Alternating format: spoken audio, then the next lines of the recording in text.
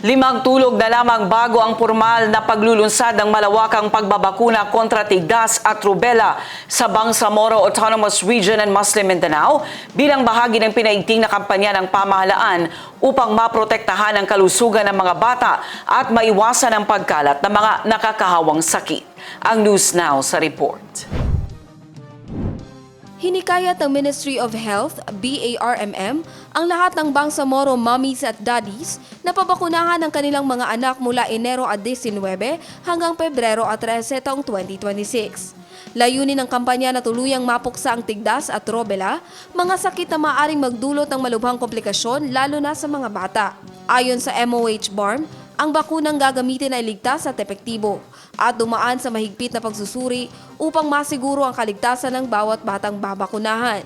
Pinayuhan ng mga magulang na makipag-ugnayan sa pinakamalapit na health center sa kanilang lugar upang malaman ang schedule ng pagbabakuna. Binigang diin ng mga health official na ang pagbabakuna ay hindi lamang proteksyon para sa isang bata, kundi para sa buong komunidad. Sa pamamagitan ng mataas na vaccination coverage, mas napipigilan ang pagkalat ng sakit at mas napapalakas ang kaligtasan ng lahat.